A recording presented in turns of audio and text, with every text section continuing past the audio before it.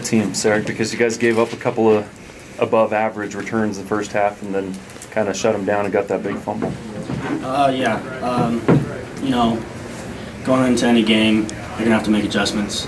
And right at the beginning of the game, we made a couple of assignment errors, and we adjusted to that and fixed it. And then we made the right adjustments, and we started shutting them down. And it allowed us to make plays out there.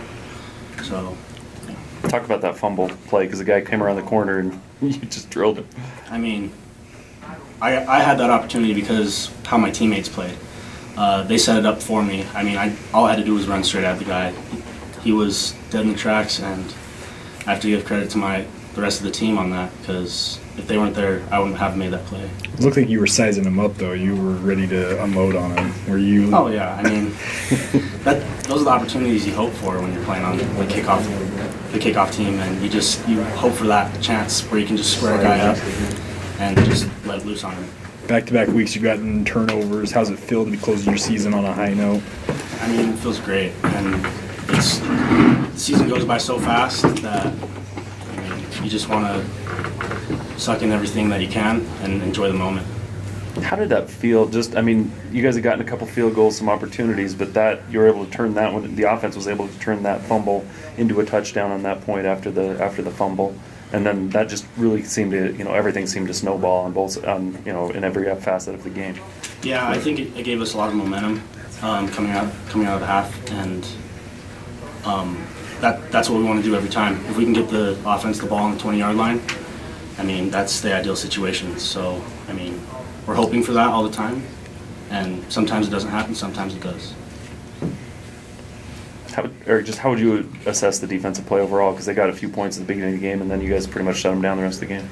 Yeah, we lacked a little bit of energy coming into the game, but as the game continued, I felt like we got stronger and we started to play with a lot more energy and we played together.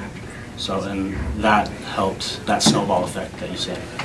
So, yeah, I think the defense played really well.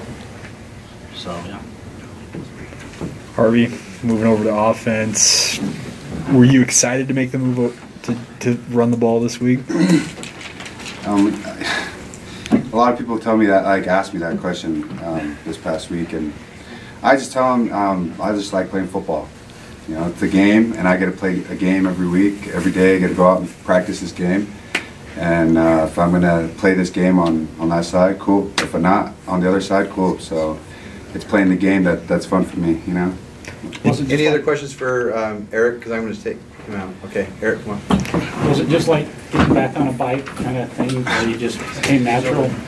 Well, this bike was more powerful and it giddies up a little quicker than the high school one. But yeah, I started catching on as the reps went on, and gosh, it was just crazy just being on that side. So it was fun.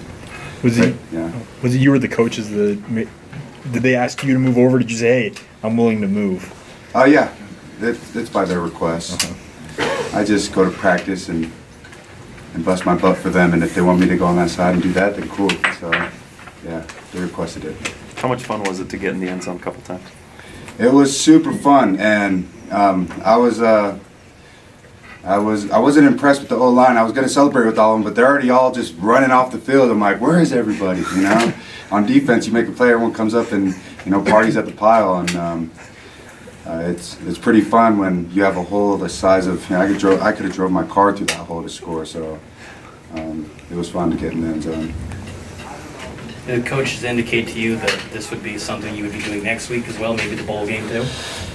To be honest, the future, I don't really know what the future holds with my situation at running back, but that'd be cool. Monday's another day.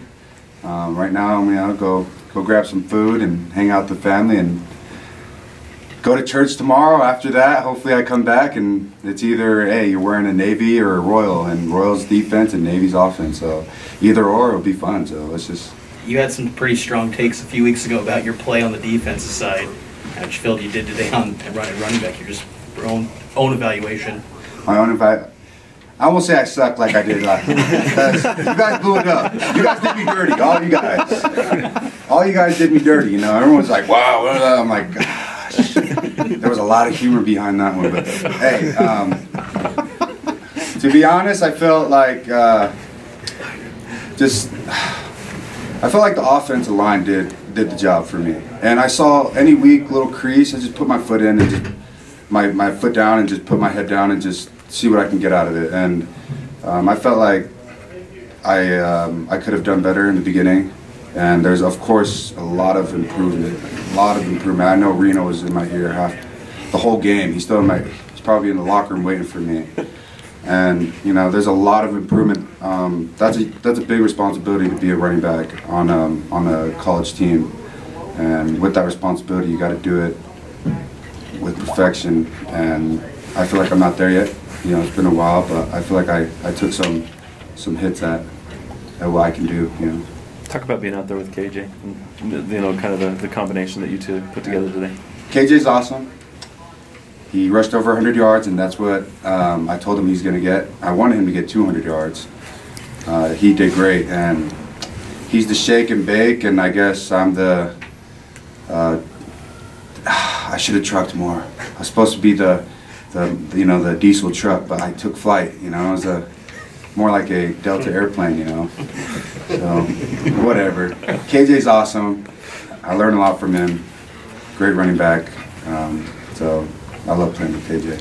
When you got flipped, were you worried at all? Hey, if I would have landed that flip, you guys would have been crazy, man. All your guys' cameras all be like right here. I was close from landing that flip. That's one of my regrets in this game. I never went outside ever. And I know Coach Detmer wanted to just rip me apart, but he kept his composure, and I just told him I'll get you your 4 yards, Coach. I'm sorry, yeah. That flip would have been cool. Would have. What do you think of Francis's moves after the pick? I thought he was going to come and take my spot. I thought we were going to switch spots.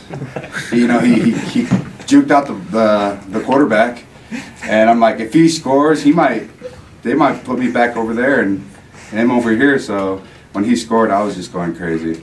You know, these guys were showing me lots of love when I was getting a yard or an inch. They'd come up to me and be like, "Yeah."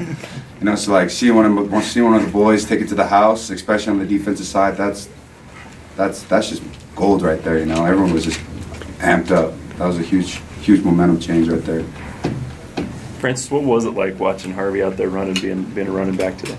Well, it was fun. It reminded me of watching him back in high school. So I was just sitting back watching it like, dang, this looks like the old Harvey back in high school. If he was 15 pounds lighter, he'd be moving like the old Harvey. But yeah, it was fun.